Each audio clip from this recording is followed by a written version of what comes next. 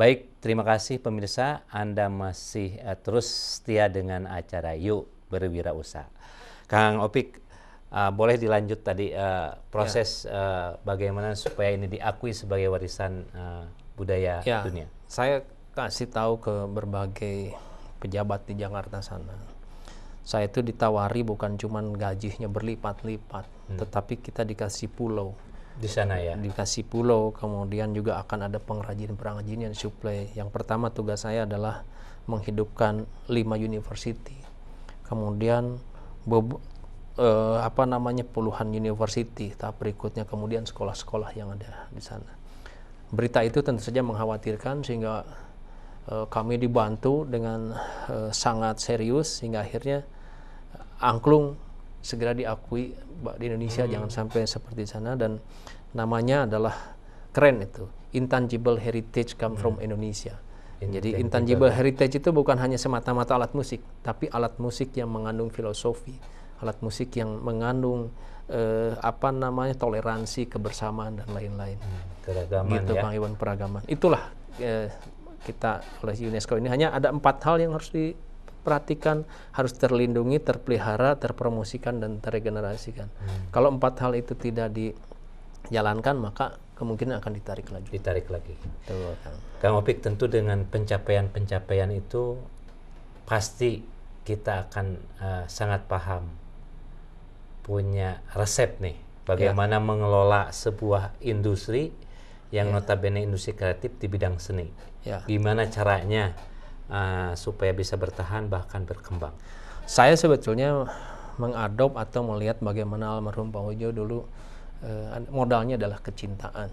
Bahkan bahasa Pak Ujo ini bukan hanya untuk angklung, tapi what you are, what job you have chosen, do it well, do it with love. Without love you are dead before you die. Jadi kalau cinta itu segimana capeknya, segimana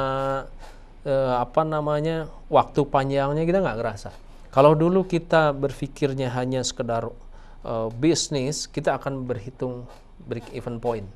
Tapi karena kecintaan yang luar biasa, kita terus maju dengan penuh optimis, dan alhamdulillah akhirnya Bapak itu berhasil.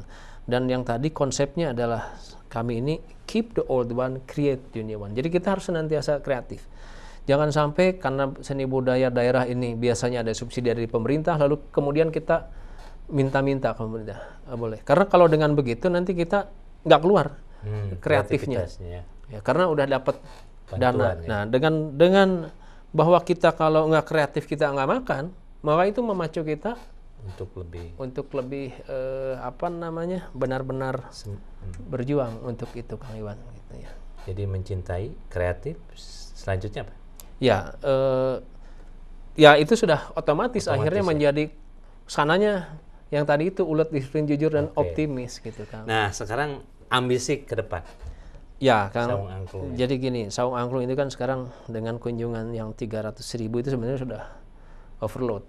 Kita sudah betul, karena dengan kita nggak lebih dari itu. Tahun kemarin kita tidak menerima ribuan orang, puluhan ribu orang karena tempatnya terbatas. Jadi ambisi kami sekarang, kami alhamdulillah ada tempat yang sedang kita garap dan luasnya 4 kali lipat dari Saung Angklung yang sekarang itu. Nah, mudah-mudahan itu menjadi cita-cita almarhum Pak Ujo lebih meluas lagi. Artinya pemberdayaan masyarakatnya lebih banyak lagi, pemeliharaan lingkungnya tentu saja, seni budaya tambah hidup lagi. Karena kita di sana bikin semacam ekosistem, gitu ya, gitu Kang Iwan ya. Jadi saya kira itu menjadi juga taste-nya turis ini akan bisa lebih masuk. Kenapa? Karena kita main di alam terbuka gitu, yang seperti cita-citakan Bapak dulu ya, cita-cita almarhum ya.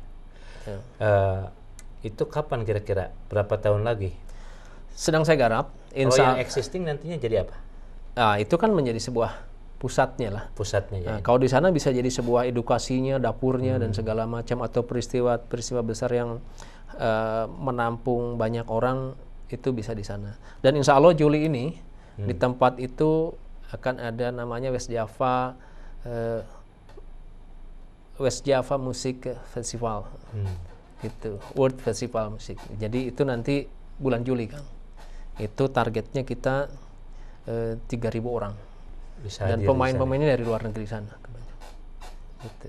Kalau kerjasama dengan luar udah ada? Kerjasama dengan luar secara informal nggak ada, tapi bahwa kami misalkan hampir banyak kedutaan itu sudah menjadi langganan kami, kami untuk main di sana gitu kan. Kalau untuk edukasi terhadap sekolah-sekolah jalan terus ya? Tentu saja. Jadi kita juga punya program namanya Angklung Goes to School. Angklung Goes to School itu bukan hanya kita memperkenalkan sebuah pertunjukan angklung ke sekolah-sekolah, tetapi juga angklung ini mereka bisa merasakan, memainkan. Karena angklung di Jepang itu bukan hanya sekedar alat pendidikan musik, tetapi alat musik untuk pendidikan. Okay. Nah, jadi dengan angklung orang menjadi lebih terdidik, gitu, Kang. Baik, saya kira Kang Opik Ujo, terima kasih banyak. Ini luar biasa, kami sangat mendukung bagaimana Saung Angklung Ujo apa yang menjadi ambisi ke depan segera terrealisir dan masyarakat menerima manfaat tidak hanya di Jawa Barat, bahkan Indonesia, bahkan mungkin dunia.